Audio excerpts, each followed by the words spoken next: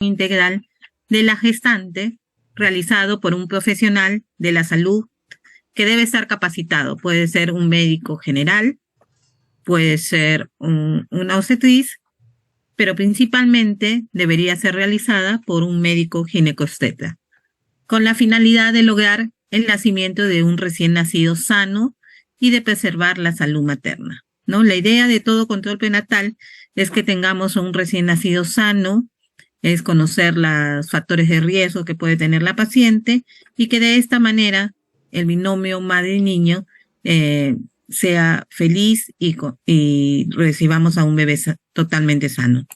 Esa es la idea, ¿no? Pero no siempre se da esto, ¿no?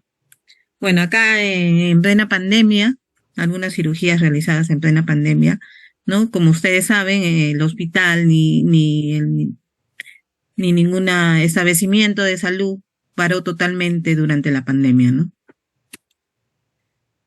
Las características del control prenatal. Debe ser precoz o temprano. Apenas la paciente tenga la duda o tenga la sospecha de que pueda estar embarazada, ya debería iniciar su control prenatal, ¿no? Entonces debe ser lo más precoz posible y de preferencia que sea en el primer trimestre. Debe ser periódico o continuo. ¿Qué quiere decir? Que debe realizarse en una periodicidad. El control prenatal, lo establecido es que se realice una vez al mes hasta las 32 semanas. A partir de las 32 semanas debe realizarse cada 2 semanas y a partir del último mes, o sea, a partir de las 36 semanas, el control debe ser semanal. Debe ser también un control prenatal, una atención completa e integral. Esto quiere decir que no solamente nos vamos a abocar a la parte obstétrica, que es lo más resaltante para nosotros, también tenemos que evaluar si el sistema respiratorio, de repente la piel de la paciente, ¿no? Para detectar casos de anemia, también el sistema cardiovascular, el sistema neurológico, sobre todo en la primera evaluación que se le hace a la paciente, ¿no? Para ver si tiene alguna comorbilidad que puede hacer que complique el embarazo. Debe ser extenso, de amplia cobertura. Entonces, la idea es que toda la mujer gestante debe pasar su control prenatal, ¿no? Debe tener su control prenatal. No se nos debería escapar ninguna gestante. Pero hemos visto casos que hay mujeres que llegan recién a un establecimiento de salud para dar a luz, ¿no? Eso es lo que debemos evitar. Entonces, el control prenatal debe ser precoz o temprano, debe ser periódico, debe ser completo o integral y extenso o de amplia cobertura. Los objetivos del control prenatal es evaluar integralmente a la gestante y al feto. Identificar la presencia de signos de alarma o enfermedades asociadas que requieran un tratamiento especializado para la referencia oportuna, ¿no? Entonces, ¿cómo nos damos cuenta de esto? Haciendo un buen examen clínico y también preguntando a la paciente en cada control prenatal: señora, ¿cómo está? ¿Tiene alguna molestia? ¿Le duele la cabeza? ¿Ve lucecitas? ¿No? Buscar los signos de alarma. Prevenir, diagnosticar y tratar las complicaciones del embarazo, es otro de los objetivos del control prenatal.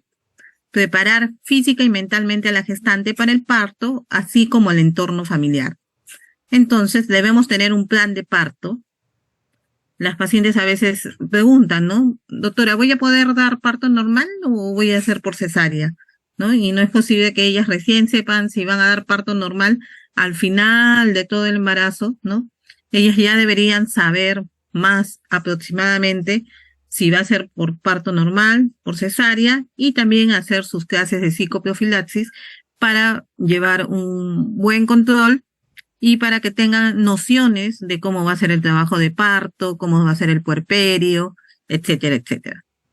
Promover el apoyo familiar y social para el cuidado prenatal, promover la lactancia materna en la crianza del recién nacido, prevenir el tétanos neonatal, detectar el cáncer de cervix uterino, promover la salud reproductiva en la planificación familiar, promover una adecuada nutrición y prevenir o tratar la anemia, ¿no? En líneas generales, si ustedes ven los objetivos, es un manejo integral, ¿no? Que todo, nada se nos debe pasar en la gestante, desde su peso, desde su vacuna, desde qué va a hacer, cómo va a lactar, eh, el Papá Nicolau también es importante, ¿no? Entonces es por eso importante hacer una buena historia clínica al inicio, en el primer control prenatal, y si es una paciente nueva para nosotros, tenemos la obligación de todas las veces preguntarle sus antecedentes, verificar sus exámenes, etcétera, etcétera. Evaluación prenatal inicial. Entonces, si es el primer control prenatal de la paciente, debemos, como ya mencionamos, hacer una buena historia clínica y toda evaluación debe tener esto, ¿no? Funciones vitales, ¿no? Estamos hablando de la presión arterial, la frecuencia cardíaca, la temperatura. Algo que también ahora utilizamos mucho es la saturación de oxígeno, la frecuencia respiratoria. También es muy importante que la paciente sepamos el peso inicial de la paciente, su talla. En el primer control prenatal también le vamos a pedir sus análisis prenatales, ¿no? Necesitamos un hemograma, una glucosa, un examen de orina o urocultivo. También necesitamos descartar enfermedades o infecciones de transmisión sexual, ¿no? Estamos hablando de HIV, VDRL, hepatitis B.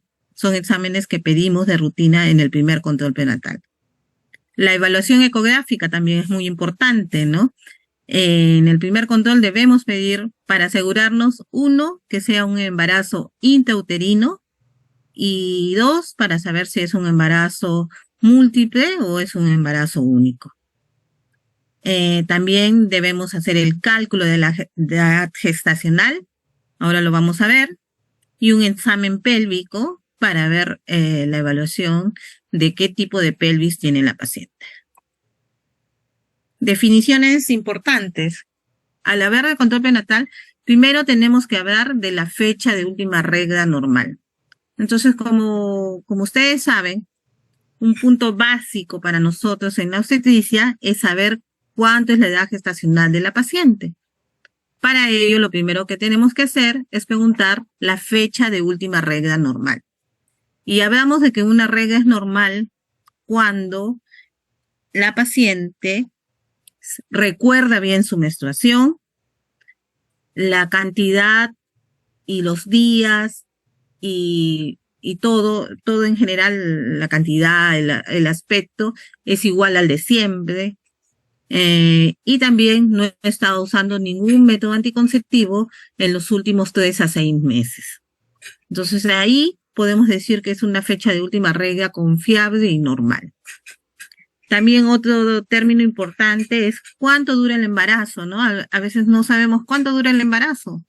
El embarazo dura máximo 42 semanas. Máximo. Hablamos de un embarazo a término a partir de las 37 semanas, ¿no? Lo ideal es que nazca antes de las 40, 41 semanas, y mayor de 42 semanas ya es un embarazo post-término, ¿no? Una gestación a término a partir de las 37 semanas, una gestación pretérmino es entre las 20 a 22 hasta las 37 semanas. Y post-término, como les mencionaba, mayor de 42 semanas. Otro punto importante es la definición de aborto. Para la OMS, el aborto es aquella gestación que termina antes de las 22 semanas o con un peso menor de 500 gramos.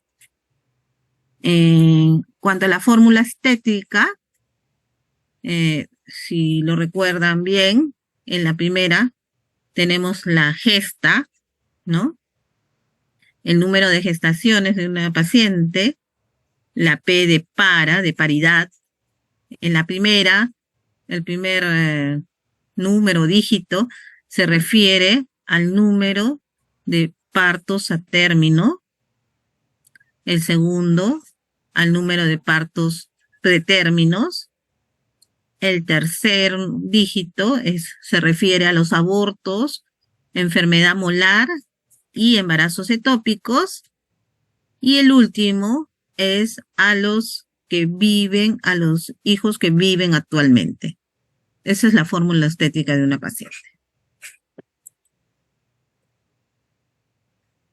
Ahora hablemos del cálculo de la fecha probable de parto, ¿no? Entonces, lo primero que cuando uno habla de obstetricia y en el primer diagnóstico que ustedes deben poner siempre en una historia es cuánto es la edad gestacional de una paciente, y para ello tienen que estar seguros de cuándo es su fecha de última regla, su fecha probable de parto, o en todo caso, si la fecha de última regla no es exacta o no es confiable, nos guiamos de una fecha de última regla corregida con la primera ecografía en la cual se encuentra embrión o en la más temprana que tenga la paciente.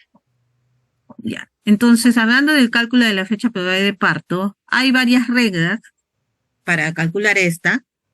La regla de Pinar: al último día de la menstruación se le agregan 10 días y se retrocede en 3 meses. A la regla de Wohl, el primer día de la última menstruación se le agregan 10 días y se retrocede en 3 meses. Y la regla de Naegeli, esta es la más importante y la que vamos a utilizar comúnmente. Al primer día de la última menstruación se le agregan o se le suman 7 días y se retroceden 3 meses. Entonces, recuérdenlo, porque esta va a ser pregunta fija de examen. Entonces, si tenemos una paciente cuya fecha de última regla fue el 5 de abril del 2022, ¿cuándo será su fecha probable de parto?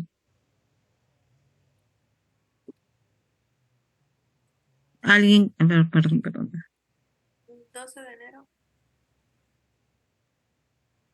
Sí, muy bien. 12 de enero del 2023, ¿no es cierto? Ya nació el segundo. Por ejemplo, si tenemos la fecha de última regla 13 de octubre del 2022,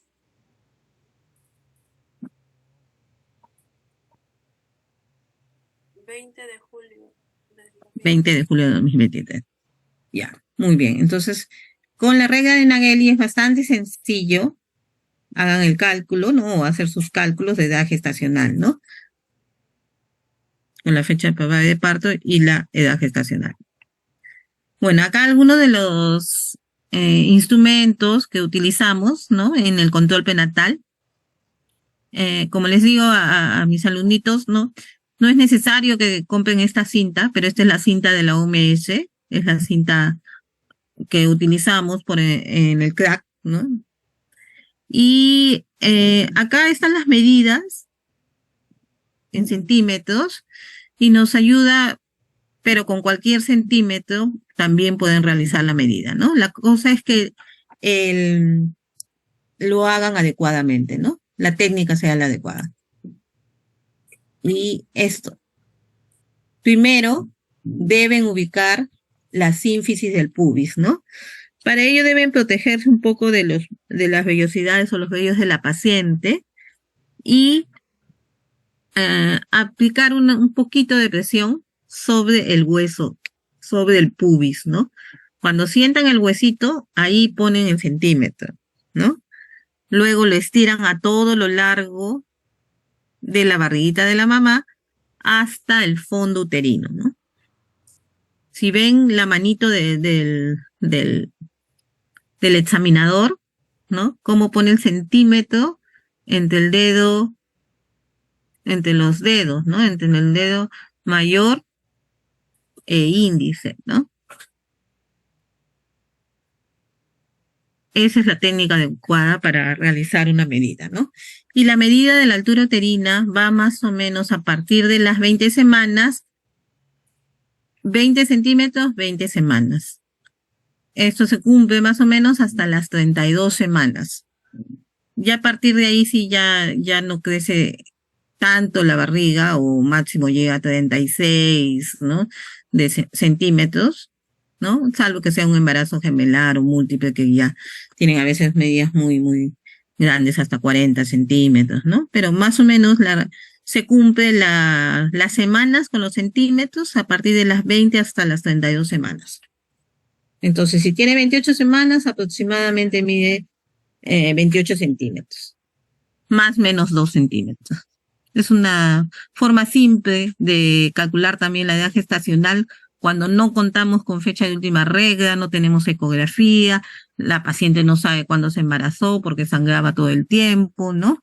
Entonces esa es una de las formas, si no contamos, si estamos en un lugar alejado, que no hay ecógrafo y que la señora no sabe bien cuándo se embarazó, una forma de esto es medir con el centímetro y aproximadamente vamos a saber cuántas semanas tiene ese bebé.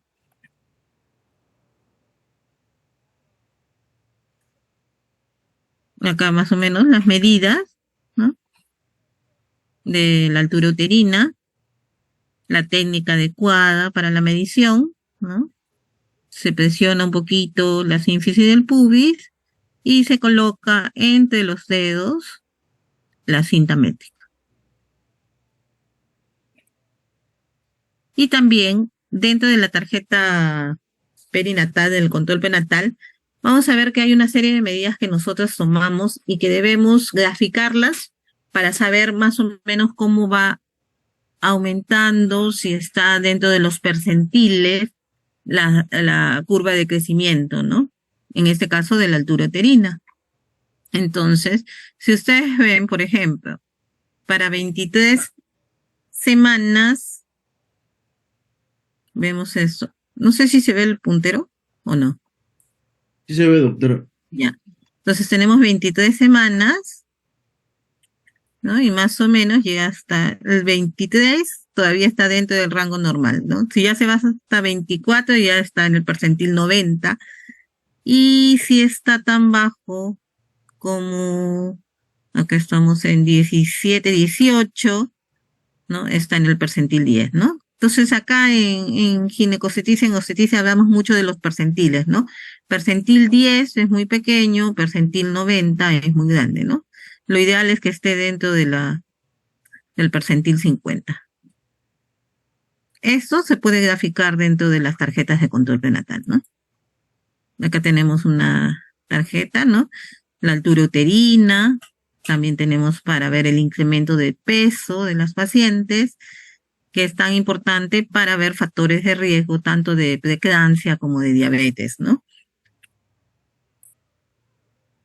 Otro punto importante dentro del control prenatal y dentro de su evaluación obstétrica son las maniobras de Leopold.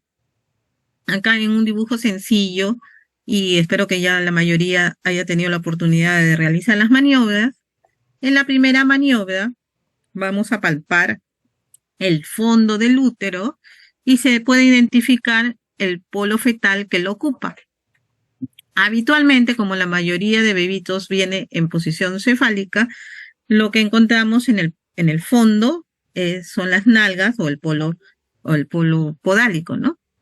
El peloteo cefálico a este nivel indica presentación podálica, ¿no? Entonces, la primera nos va a permitir evaluar si está cefálico o si está podálico ese bebé. La segunda maniobra de Leopold, palpando los flancos, se determina la situación y ubicación del dorso fetal. Entonces vamos a saber si está derecha o izquierda. Y también vamos a saber si está atravesado ese bebé, ¿no? O si está longitudinal, ¿no? La mayoría de bebés vienen en longitudinal y también hay una cierta tendencia a que la mayoría venga más hacia la izquierda que hacia la derecha. Tercera maniobra de Leopold nos permite palpar el polo presentado. Habitualmente es el polo cefálico, como dice la diapositiva, y esto debe confirmarse realizando la maniobra de peloteo, ¿no? Se siente la cabecita es más durita que el potito, ¿no? Y se siente que entre los dedos, ¿no? Tal como se ve en la figura, se moviliza la cabecita, ¿no? Y eso se llama la maniobra de peloteo. Y la cuarta maniobra ya nos permite ver el encajamiento de la presentación en la pelvis, ¿no? Ya no nos permite hacer esa maniobra de peloteo porque ya el bebé ha encajado, ya se ha introducido hacia la pelvis, ¿no? Y ya no lo podemos hacer ese movimiento de peloteo.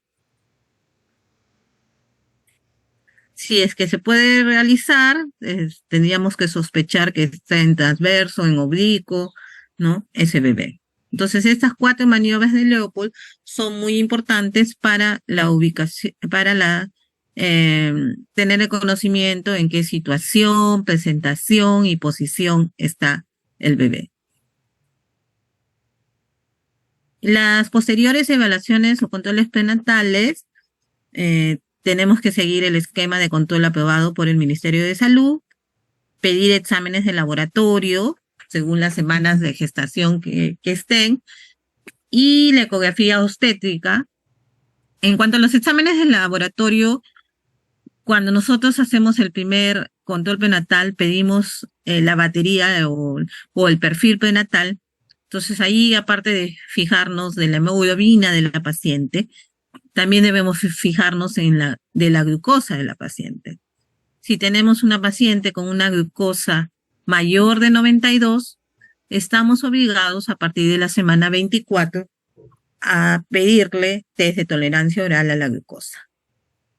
Igual, en lo que es la ecografía obstétrica, como les decía, la del primer trimestre nos determina si es un embarazo intraútero, si es solamente un embarazo único, múltiple, pero también tenemos otras 2 ecografías importantes, que son la ecografía genética, que antes la pedíamos entre las 11 a 14 semanas, ahora dicen que mejor se ve entre las 12 a 14 semanas.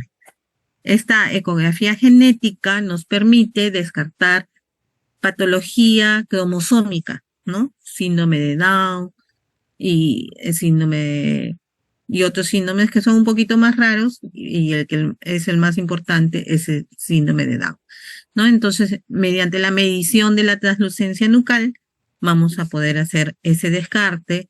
También si vemos el hueso nasal, ¿no? Y otras imágenes ecográficas que nos van a permitir descartar, sobre todo síndrome de Down y aneuploidías. Después, entre las 20 a 24 semanas, hay que pedir la ecografía morfológica.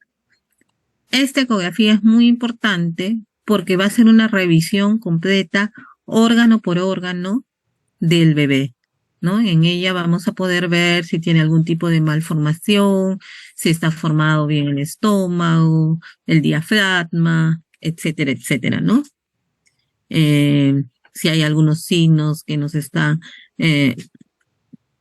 haciendo sospechar de que haya patología en el cerebro, en los hemisferios, en el líquido cefalorraquídeo también, ¿no? O en la columna, que no haya cerrado bien la columna, etcétera, etcétera.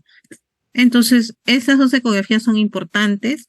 Pedimos otras ecografías después, pero de las 2 más importantes son la ecografía genética y la ecografía morfológica.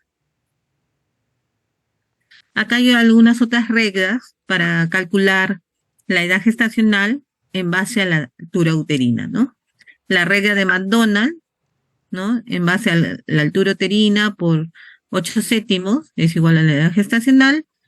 Y otra regla que también tenemos para el cálculo es del peso en base a la altura uterina, es la regla de Johnson, ¿no? El peso fetal se calcula altura uterina menos K, dependiendo si está encajado o no. Si no está encajado, se considera 12, menos 12, y si está encajado, menos 11, ¿no? Altura uterina, por ejemplo, tiene, acá está el ejemplo, ¿no? 33 centímetros de altura uterina, no está encajado, entonces es menos 12 la K, ¿no? Eso nos da el resultado de 21 por 155 y nos sale un peso aproximado de 3.255 gramos. Más o menos 200 gramos el cálculo de error, ¿no? Entonces, estas son reglas que nos ayudan cuando no sabemos, no tenemos ecografía, no sabemos bien la edad gestacional de la paciente, ya sea por porque su regla no fue confiable o porque no tuvo una primera ecografía precoz. Entonces, como ya se había estado mencionando, un punto importante en el control prenatal es ver el enfoque de riesgo, ¿no? Vamos a hablar del enfoque de riesgo. Entonces hablamos de pacientes de bajo riesgo y de alto riesgo obstétrico, ¿no? La mayoría de pacientes empieza como bajo riesgo obstétrico, pero termina en forma rápida o súbita, pasa a ser de alto riesgo obstétrico. Pero hay algunas que sí inician como alto riesgo obstétrico. Tenemos, por ejemplo, las pacientes desnutridas, las que tienen sobrepeso, obesidad, las que tienen entre 15 y 18 años, las que tienen más de 35 años, las gran multíparas, que tienen 4 o más hijos, cuando tienen un intervalo intergenésico menor de 2 años, antecedentes de parto prematuro y o producto de bajo peso, anemia, ¿no?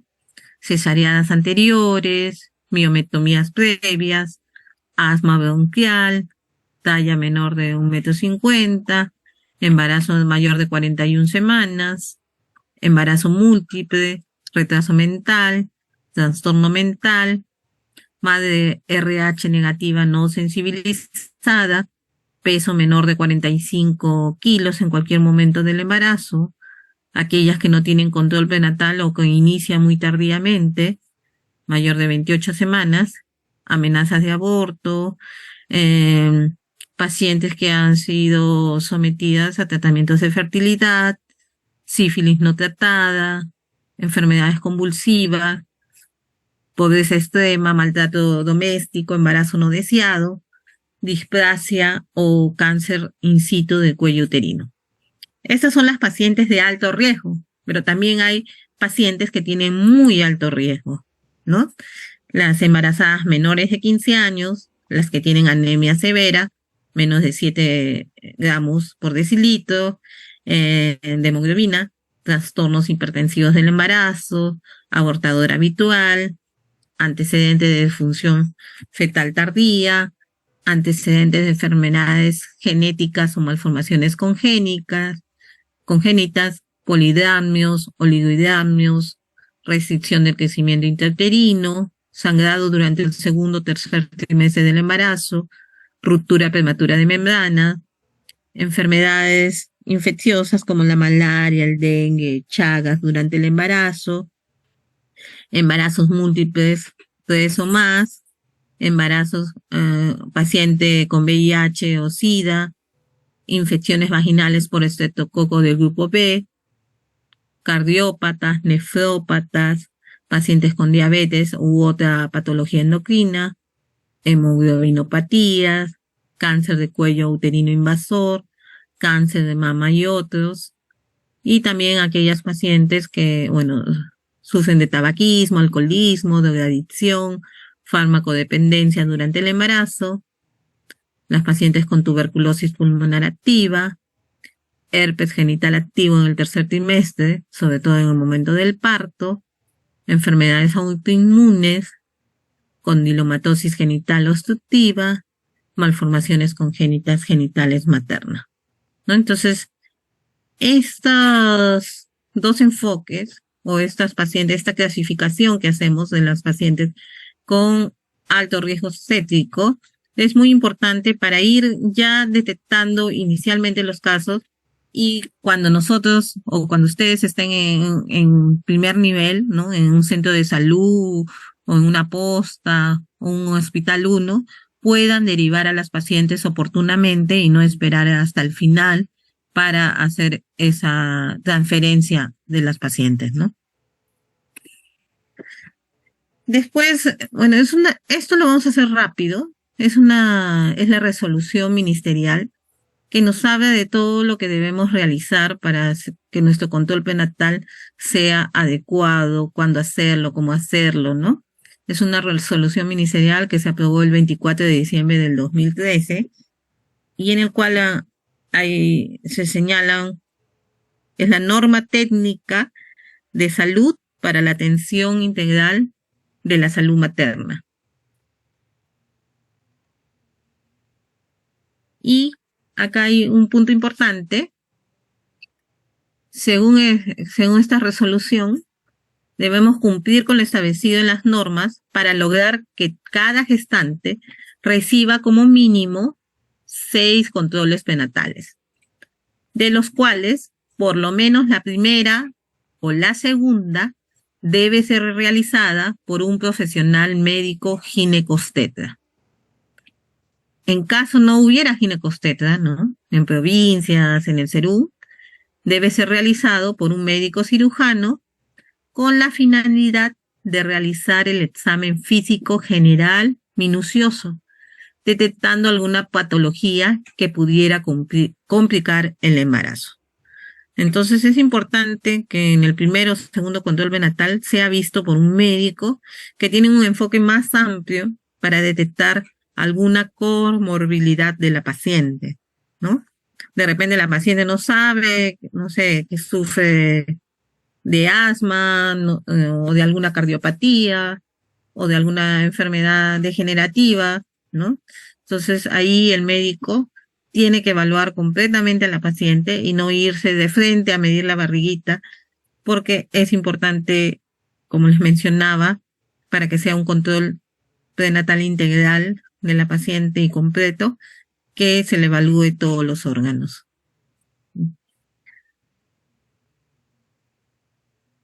Los establecimientos de salud públicos del primer nivel de atención deben identificar y captar al 100% de las gestantes de su comunidad, ¿no? Como les mencionaba, no se debería escapar ninguna gestante, todas deben tener control prenatal. Entonces, en el primer nivel de atención, lo que se hace es mapear a las pacientes, ¿no? Se identifica dónde vive, ¿no? En qué manzana, en qué calle, en qué barrio, en qué anexo, en qué caserío. Y una vez identificada, la obstetricia o el médico debe hacer un radar. Un radar es como un mapa de dónde está ubicada cada paciente gestante, ¿no? Y saber cuántas semanas tiene y cuándo le toca el control prenatal, porque si no viene la paciente, hay que ir a buscarla a su casa, ¿no? Hacerle un control domiciliario, aunque sea, pero hay que ir y ubicar a esa paciente. ¿Qué le está pasando? ¿Por qué no viene? Y eso sí debe ser mapeado en el primer nivel de atención. Otra, garantizar la atención del parto complicado o normal y el manejo de las emergencias obstétricas por profesional médico ginecobstetra, médico cirujano u obstetra según corresponda, de acuerdo al nivel de complejidad del establecimiento. En ausencia de personal de salud, el personal debe derivar a la paciente, ¿no? Entonces acá hace mucho hincapié, ¿no? Que debe manejar las pacientes complicadas y en emergencia debe ser un médico ginecobstetra. En caso no hubiera, debe ser el médico cirujano o médico general, ¿no?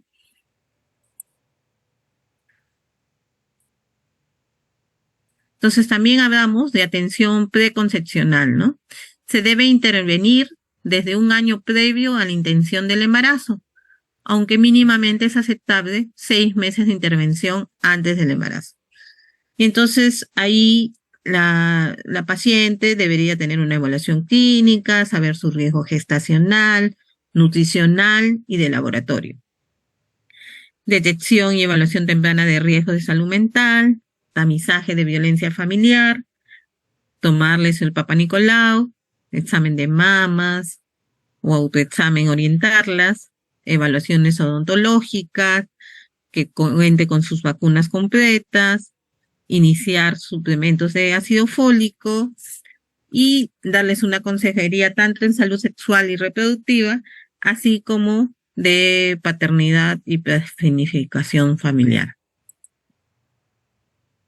Bueno, acá está toda la norma técnica de cómo debe ser la atención integral, que ya le hemos estado hablando, el enfoque de riesgo, la exploración, ¿no? Debemos sacar el IMC, ¿no? Debemos pedir toda esta serie de exámenes que menciona la norma técnica del MINSA. Ya. Otra de los acápites que dice es que la primera consulta prenatal debe durar por lo menos 30 minutos y ya las siguientes pueden durar entre 15 a 20 minutos. La atención prenatal debe ser realizada por el médico ginecobstetra, el médico cirujano u obstetra, según el nivel de complejidad. Toda complicación del embarazo detectada en cualquier momento de la atención de la gestante debe ser atendida por un médico ginecobstetra. Brindar educación a la mujer, gestante, su familia y la comunidad sobre los cuidados durante la gestación.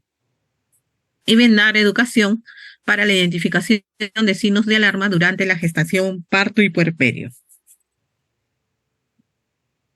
La ecografía obstétrica, como estábamos mencionando, y otros exámenes que se deben realizar, ¿no? En caso sea RH negativo, pedir el test de Kunz.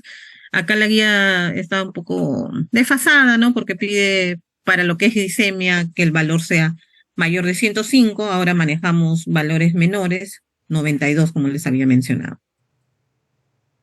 Bueno, el manejo también es importante, la prescripción de ácido fólico, de sulfato ferroso e incluso de calcio desde las primeras semanas del embarazo. Y en caso de referir, cuando encontramos algún factor de riesgo, cuando vemos que es también un embarazo múltiple, cuando vemos un embarazo podálico transverso, pacientes que tienen riesgo de preeclampsia o de diabetes o anémicas, debemos estar derivando, ¿no? No esperar a que nuestra paciente se complique para recién hacer la transferencia. Acá esto está en la norma técnica, ¿no? Todo lo que debemos pedir y todo lo que debemos hacer durante los diferentes controles prenatales que va a tener la paciente, ¿no? Acá les voy a dejar las diapos y ahí pueden revisar todo lo que debemos hacer en cada control prenatal, ¿no? Pero el primero es el más importante y en el que debe ser el más completo posible, ¿no? Desde la evaluación, un examen clínico exhaustivo, también hacer una buena anamnesis, obtener todos los antecedentes familiares, personales, quirúrgicos, etcétera, etcétera, de la paciente, hacer una buena evaluación clínica y pedir exámenes, ¿no? El perfil prenatal debe ser completo, también mandar a la paciente al odontólogo, a la nutricionista e iniciar el ácido fólico, el hierro, si es necesario, y también hacer una orientación en salud sexual y reproductiva y de planificación familiar, ¿no? Después ya ahí están los siguientes controles prenatales, ¿no? En lo cual debe ser lo más completo posible y periódico, ¿no? Bueno, acá algunas fotitos del consultorio de obstetricia, ¿no? La sala de espera. Esta es una fotito de la pandemia, ¿no? En plena pandemia, cómo se separaban los asientos y cómo que al inicio no había muchos pacientes que todavía tenían temor de venir al hospital, ¿no? Después los consultorios. Tenemos 3 consultorios obstétricos funcionando, no en todos los horarios, pero sí por lo menos durante las mañanas y al mediodía. Acá tenemos algunas variantes que se realizaron en la época de la pandemia, ¿no? Acá teníamos un protector que se mandó a construir, supuestamente para que las pacientes estuvieran con acá su cabeza y tapadas para que no nos salpicaran los fluidos, ¿no? La tos o la saliva, ¿no? De la paciente. Acá también tenemos un protector en lo que es la pantalla de la computadora, ¿no? Son algunas variantes que se realizaron durante la pandemia. Bueno, y siempre en todo consultorio debe haber una balanza, aunque viejita nuestra balanza, tiene tallímetro también, ¿no? Entonces es una balanza completa. Ahí está para detectar el peso de la paciente. Otro punto importante también es la vacunación, ¿no? El esquema nacional de inmunizaciones. Entonces, este es el esquema que se ha aprobado a partir del año pasado, a fines del año pasado, de lo que debe recibir la gestante durante el embarazo, ¿no? La vacuna contra la influenza en cualquier etapa del embarazo, la vacuna de la difteria y tétanos a partir de la semana 20 de gestación, o esta vacuna, la que es la triple, difteria, tétanos y pertusis, a partir de la semana 20 hasta la 36, perdón. La de hepatitis B en cualquier edad gestacional, 3 dosis debe recibir la paciente, y la vacuna COVID, según las recomendaciones que tenemos, ¿no? También deben recibir las gestantes la bivalente, ¿no? Entonces, este esquema es importante, ¿no? Porque ha ido teniendo modificaciones a lo largo del tiempo, ¿no? Antes solo se recomendaba la antitetánica, por ejemplo, ¿no? Y eran 5 dosis que no terminaba de cumplir la paciente durante el embarazo. Ahora ha habido ciertas variaciones de la antitetánica y ahora solamente se solicitan 3 en edad fértil y en el embarazo a veces una sola dosis reciben, ¿no? De la antitetánica. La idea es, al disminuir la edad de gestacional en la que se ponen las vacunas y también algunas que tienen refuerzos, es que también protege al bebé, ¿no? Al recién nacido o al bebé por nacer. Otras pruebas que solicitamos durante los controles son las pruebas de bienestar fetal. La primera es detectar los movimientos fetales, que la paciente sepa que su bebé a partir de las 24 semanas más o menos se debe mover más de 10 veces al día. La frecuencia cardíaca fetal, que lo normal es de entre 120 y 160. La ecografía obstétrica también nos ayuda a evaluar líquido amniótico, a ver si hay algún signo que nos indica que la paciente o el bebé tiene insuficiencia placentaria, signos de alarma durante el embarazo, pruebas de bienestar fetal, monitoreo fetal, conocer los signos de alarma. Esto está también en la tarjeta de control prenatal, ¿no? Si ustedes revisan toda tarjeta de control prenatal, tiene estos signos de alarma, ¿no? Explicarle a la paciente que debe acudir al establecimiento cuando presente alguno de estos signos de alarma. Hinchazón de cara, manos y pies, dolor de cabeza, zumbido de oídos, visión borrosa, dolor abdominal, aumento brusco de peso o pérdida de peso, fiebre, escalofríos, ardor al orinar, vómitos exagerados, disminución de movimientos fetales y salida de sangre o pérdida de líquido por la vagina. Acá es una hojita que utilizamos bastante en el hospital para el monitoreo de los movimientos fetales, ¿no? Y nos permite que la paciente detecte si su bebé no se está moviendo mucho y acuda a la emergencia. Las pruebas de bienestar fetal, ¿no? Tenemos el test no estresante, el test estresante, ¿no? Que se informan en estas, ¿cómo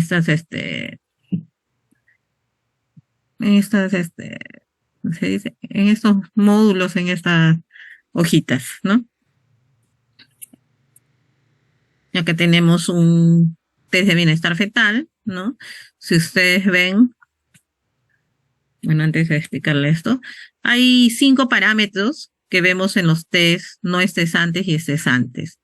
La frecuencia cardíaca basal, la variabilidad, que es minuto a minuto, cuánto van cambiando los latidos minuto a minuto, la cinética fetal, ¿no? El movimiento de los bebés, la reactividad cardíaca y las desaceleraciones, ¿no? Entonces, esos 5 parámetros los vamos midiendo acá en la tablita. Ustedes pueden verificarlo y marcarlo, ¿no? Lo marcamos eso y podemos hacer responder el monitoreo como le va, ¿no? Si ustedes ven, miren, entre 100 hasta 160, 162 llega este bebé, ¿no? Pero es la reactividad, ¿no? Cuando se está moviendo más, como que acelera el corazón, ¿no? Es igual que cuando corremos, se acelera nuestro corazón, igual en el bebé. Cuando se mueve mucho, se acelera y aumenta los latidos cardíacos, ¿no? Entonces, esto es un NST con algunas contracciones irregulares por ahí, que está bastante bien, ¿no? Acá lo tenemos, ¿no? Variabilidad 5 en 10, reactividad típica y todos los otros parámetros, ¿no? Eso lo van a poder ver durante sus prácticas, los monitoreos fetales, ¿no? Este, por ejemplo, sí tiene contracciones. En la parte baja se pueden ver las contracciones. Aquí en ecografía, en época de la pandemia, ¿no? En la paciente muy protegida, también la doctora que hacía la ecografía. Y las categorías de medicamentos durante el embarazo. Bueno, esa es una tabla bastante extensa, ¿no? En la cual podemos ver qué medicamentos se pueden utilizar en el embarazo y qué medicamentos no se pueden utilizar en el embarazo. La categoría A significa que se han realizado estudios controlados y no se ha demostrado ningún riesgo para las pacientes gestantes.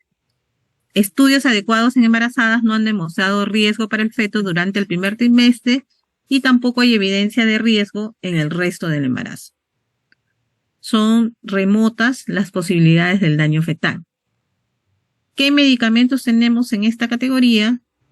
Casi las vitaminas son los únicos medicamentos que tenemos en esta categoría. El ácido fólico, el hidróxido de aluminio, el hidróxido de magnesio, el sulfato ferroso, vitamina B1, B12, B6, vitamina C. La vitamina A se puede utilizar, pero no en altas dosis. La categoría B, no hay riesgos descritos para el feto, ¿no? En los estudios con animales no se ha demostrado riesgo teratogénico y se pueden utilizar estos medicamentos, ¿no? Ahí tenemos algunos antibióticos, como la amoxicilina, o combinada con el ácido granulámico, la ampicilina combinada con el sulbactam, las cefalosporinas, la cimetidina, la eritromicina, la clindamicina, el clotrimazol. Generalmente lo usamos en forma local, ya sea en cremas o en óvulos, el metronidazol también en cremas o en óvulos, la nitrofurantoína sí utilizamos durante la gestación, la insulina, la ranitidina, el dimethionato, la cetiricina, el ketoprofeno, que es un AINES, se puede usar en el primer y segundo trimestre y como categoría B, pero ya en el tercer trimestre pasa a ser categoría D. En la categoría C no puede descartarse riesgos fetales. Tenemos todos los aminoglucósidos, amicacina, gentamicina, la ciprofloxacina, la claritomicina, el clotrimazol, la isoniazida, el ambrosol, la dexametasona y el dextrometorfano. Los AINES, también algunos AINES, se pueden usar en el primer y segundo trimestre como categoría C, pero en el tercer trimestre es categoría D.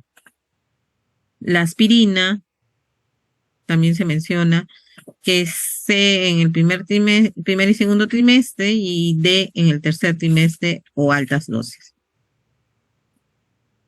Categoría D, hay indicios de riesgo fetal, el alprazolam, el diazepam, la carbamazepina, la estreptomicina, la fenitoína y el fenobarbital.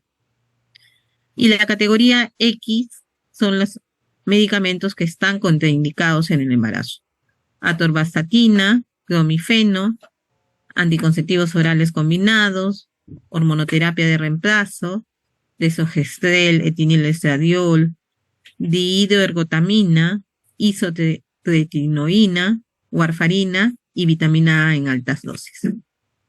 Bueno, esta tablita es para que la tengan en su esquema mental y solamente podíamos utilizar básicamente los medicamentos que están en categoría A y B. Acá hay algunos temitas así un poco sueltos sobre lo que puede pasar durante el embarazo, ¿no? ¿La mujer embarazada puede trabajar? Sí puede trabajar, ¿no? Hay muchas mujeres que siguen trabajando hasta el final del embarazo, sin ningún problema, ¿no? Desde las mujeres ginecólogas, no sé, las mujeres que trabajan en construcción también, las bailarinas, ¿no? Mientras no tengan un factor de riesgo o algo que esté complicando su embarazo, muchas mujeres realizan todas sus labores sin mayor contratiempo, ¿no? Hasta el final, ¿no? Incluso hay muchas que dicen que quieren trabajar hasta el final, ¿no? Bueno, en cuanto a la fatiga y nutrición, el trabajo extra que tiene el cuerpo para llevar adelante un embarazo puede generar cansancio y puede ser difícil descansar durante la jornada laboral. Entonces, la gestante debe consumir alimentos ricos en hierro y proteínas, ¿no? En hierro tenemos sal, pescado, hígado, vaso, sangrecita.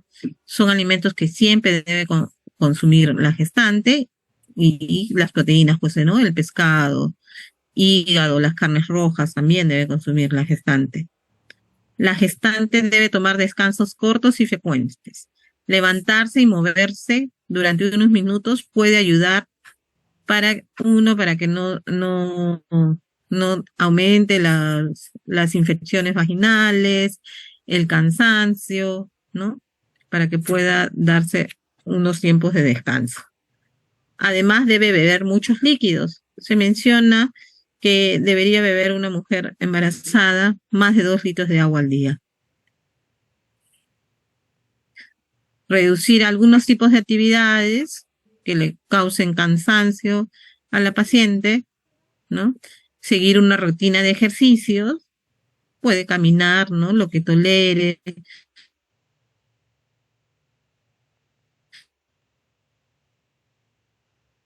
Puede hacer natación también, ¿no? Con unos ejercicios para el momento del parto. Debe acostarse temprano, tratar de dormir al menos 8 horas.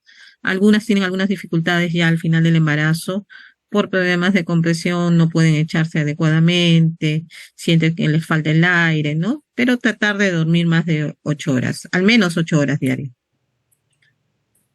Acá algunos datos de cuánto puede ganar una gestante. Si la paciente empieza con bajo peso, debería tener una ganancia de peso un poquito mayor, de 13 a 18 kilos. Si empieza con un peso normal, 11, bueno, acá dice 16, pero lo ideal es hasta 12 kilos más o menos, ¿no? Si empieza con sobrepeso, máximo 11 kilos de aumento, pero si empieza con obesidad, máximo 9 kilos. Acá hay algunas preguntas, ¿no? Comunes en el embarazo. ¿Puede fumar una paciente embarazada? No debería fumar. No debe fumar. ¿Puede tener relaciones sexuales? Sí puede tenerlas, salvo que tenga placenta previa. O una amenaza de aborto o una amenaza de parto prematuro. ¿Puede realizar viajes? Sí, pero que no sean muy largos, porque hay algunos fenómenos compresivos cuando viajan muchas horas en el avión. Hay ciertos riesgos de desprendimiento prematuro de placenta, pero en líneas generales sí puede viajar una paciente gestante. El dolor de cabeza, algunas pacientes por problemas hormonales les aumenta el dolor de cabeza durante el embarazo, otras las pasan muy bien durante el embarazo, se les va el dolor de cabeza. El reflujo gastroesofágico sí es algo bastante común porque hay una dificultad o una disminución en el cierre de los esfínteres. Entonces la paciente puede regurgitar, ¿no? Puede regurgitar fácilmente. Constipación, la mayoría de pacientes embarazadas tienen una tendencia al estreñimiento, ¿no? Y también aunado al uso del hierro que aumenta el estreñimiento. Calambres, se menciona que hay un déficit de potasio en el embarazo, una mala circulación que haría que tengan las gestantes mayor número de calambres. Dolores lumbares, eso es por la curvatura que se ocasiona en las pacientes y que va a ir aumentando según aumenta la edad gestacional, ¿no? Las venas varicosas, ¿no? Hay una éstasis venosa, una mala circulación, el aumento de peso también colabora a que se formen las venas varicosas en los miembros inferiores y también las hemorroides, ¿no? Que está aunado a las varices a nivel hemorroidal, como también al estreñimiento materno. El flujo vaginal también aumenta, hay mayor humedad a nivel de la mucosa vaginal y también por el número de horas sentadas o por estreñimiento o por el uso de ropa sintética podría aumentar el flujo vaginal. Y psicoprofilaxis, toda mujer embarazada debería realizar sus sesiones de psicoprofilaxis que le va a ayudar tanto para conocer fisiológicamente lo que está pasando, saber cómo va a ser el parto y también dan o les brindan información sobre cómo va a ser la lactancia, cómo bañar al bebé, etcétera, etcétera, ¿no? Entonces son puntos importantes a tener en cuenta.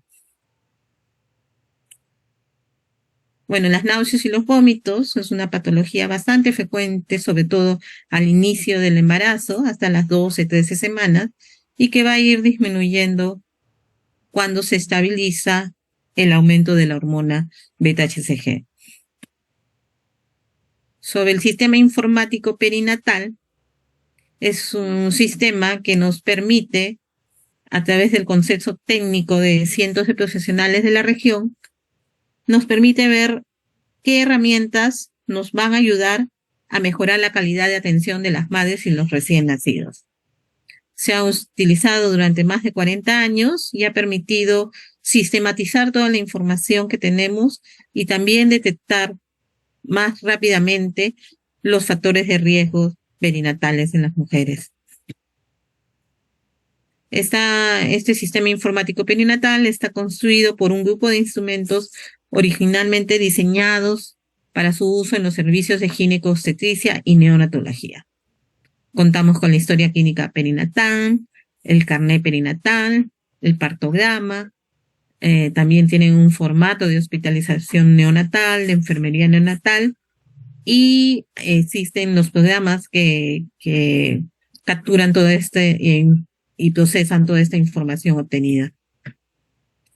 Entonces, acá tenemos los objetivos del sistema informático perinatal: servir de base para planificar la atención, verificar y seguir la implantación de prácticas basadas en evidencia, unificar la recolección de datos, facilitar la comunicación entre los diferentes niveles, obtener localmente estadísticas confiables, favorecer el cumplimiento de normas, facilitar la capacitación del personal de salud, registrar datos de interés legal, facilitar las auditorías, caracterizar a la población asistida, evaluar la calidad de atención, categorizar problemas, realizar investigaciones epidemiológicas, entre otros objetivos del sistema informático perinatal.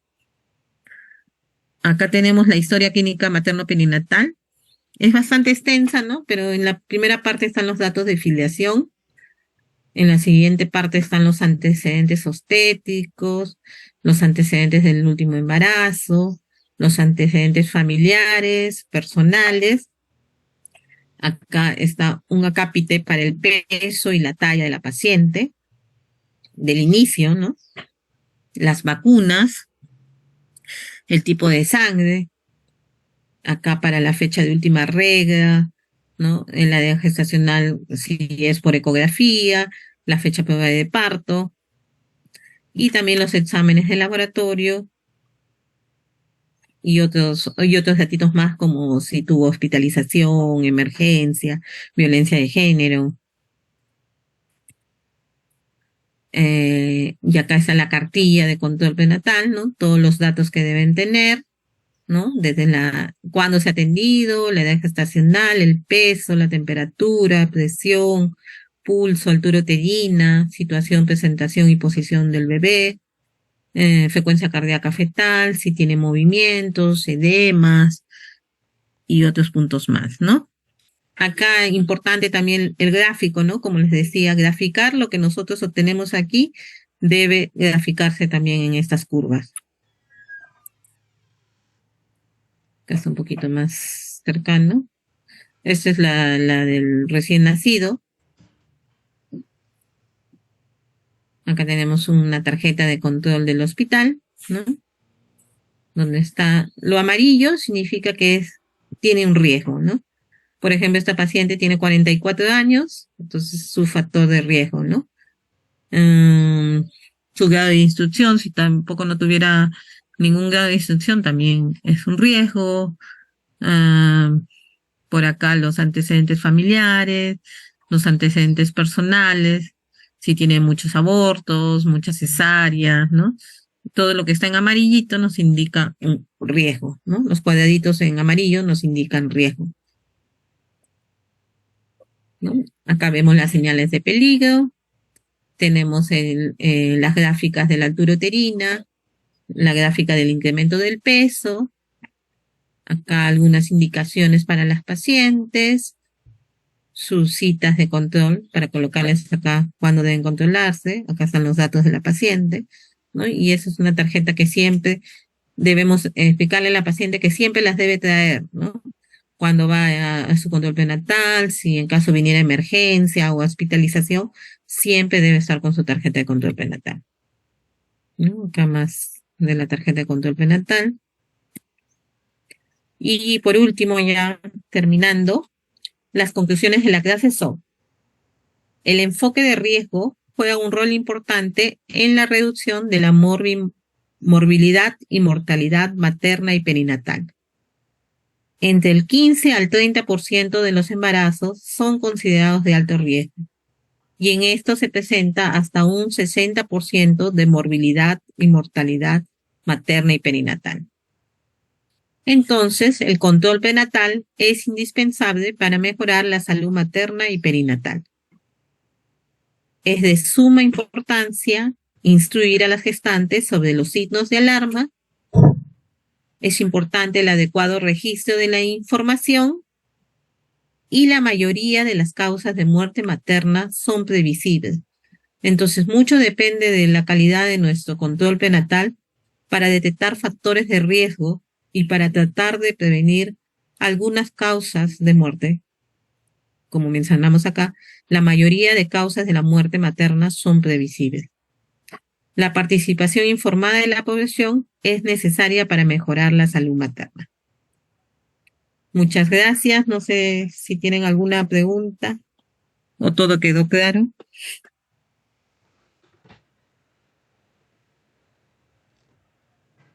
¿Están ahí, chicos? Sí, doctora, todo está claro.